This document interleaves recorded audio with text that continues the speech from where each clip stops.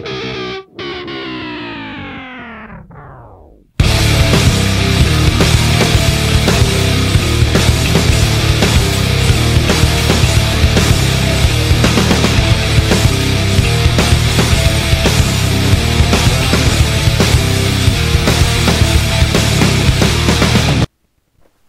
YouTube, this video is my video for the specs of a Leopard Gecko rack system, heating, size of containers, everything, setups and everything. So first, the easiest way to make a rack system is just getting shelves, making on a bookcase some people use, buying just shelves, making your own like this, except I made mine a little more complex because I made it a fish stand as well as a storage container for supplies, but you don't need to make it that complicated. 1 second, sorry about that. Okay, so now we'll talk about the tubs. This tub already has holes in it because I had to have a snake in it for a while. And they're really badly made holes. They're really ugly, but this is still going to be the basic thing for a tub. The minimum for well, I wouldn't say minimum. Some people have housed adult leopard geckos in a 12-quart tub, but I think that's a little too small for them. And I'd say the minimum, most people say is 16, but I actually use 15 quarts, and I think they're better because 16 quarts have less floor space and are just higher up, and so 50 quart work much better. You need to make sure you have a lid on it so your leopard gecko doesn't get out. Basically, think of it as a limit of 1 leopard gecko per 15 tubs. So if you wanted to, you'd have a 30 quart tub.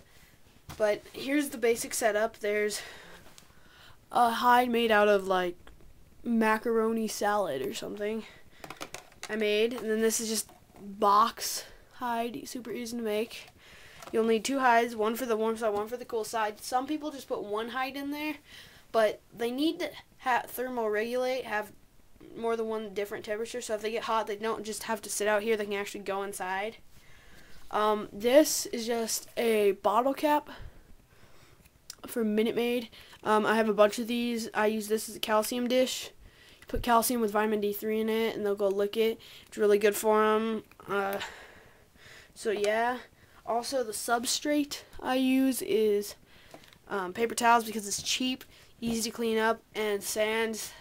You don't even want me to get started in sand. Sand's the worst substrate you can possibly use. If you want to find out why, just Google it. You'll find out. But next is water dishes. Super easy to make. You just get like a butter container, cut the bottom, and use the bottom part, and make it sure at the top it's nice and smooth. You might have to burn the edges, and that works perfect as a water dish. And it's also better if they have these clamps, just in case. Okay, so this is another kind of tub. This is a Glad container. You can use as human hides too. You just cut out a hole, burn the edge. You can see the little marks. That works perfect. Water dish. This is just a lid to something. Made of plastic. Works great. This is something I want to show you. You get an empty cereal box and just cut the top and bottom off, and just cut a little square in, and there you have a hide, and it's super cheap and easy. Big hide, works good. And then another calcium dish. So that will go like that. So yeah, now I'll show you another hide. Okay, here's another one of these water dishes, another one of these. This is another kind of hide you can make, where instead of having it on the sides, you cut a hole in the top. They like this just because they feel really secure in it, and it works really good. So that's another kind hide you can use, and that is all the kinds of hides I got. So next we're gonna move on to the heating. Okay, so my leopard gecko is still a baby, so I don't have anyone in there that will be my breeding pair, Baja, and hopefully another one I'll get. But for this rack, I still haven't gotten the heating yet. I will hopefully soon, but I know what I'm going to be using.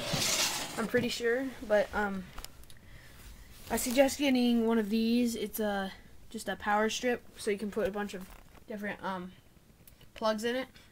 But I'm going to put you got to put it on the left side of the tank, or left side, so it's on the warm side over here, or just on the right side, so they can have a warm side. But heat tape is super cheap, easy to get, easy to use.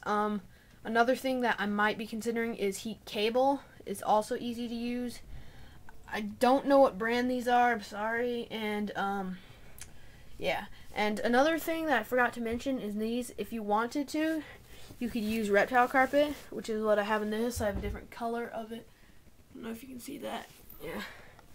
But there's so yeah, heating would be down here. When you make these, you have to make sure there's the back. There's no back on it, or no top, but you probably have to have a top. Or you'll need something to vent.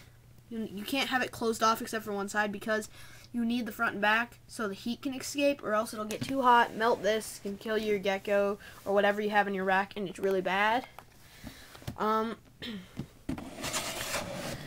So that would be what heating is. You'll have to replace the water every day.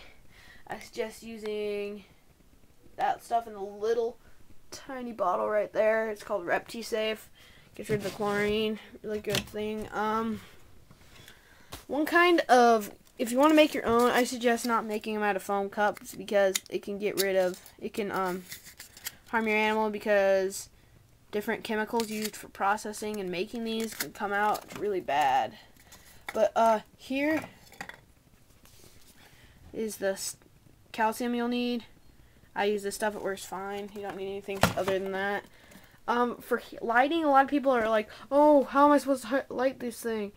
Leopard geckos are nocturnal. They don't need special UV light. That's why they have the calcium, because they need, and D3, because they can't absorb from the sun. They don't need it. The lighting in your room or wherever they are will be adequate for these guys. The heating will be acquired by the heat tape or heat cable or whatever heating you can use. You can also use heat pads, which this is just a case for, but I don't suggest it because they're expensive.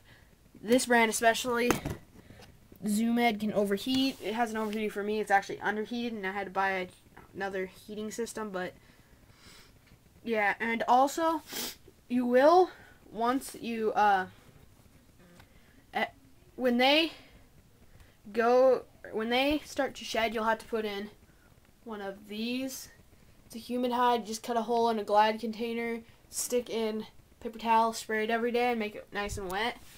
And another thing you can buy is super cheap. They sell really cheap at the store, these stick-on thermometers that are super easy. Just get one of those. They're cheap, easy.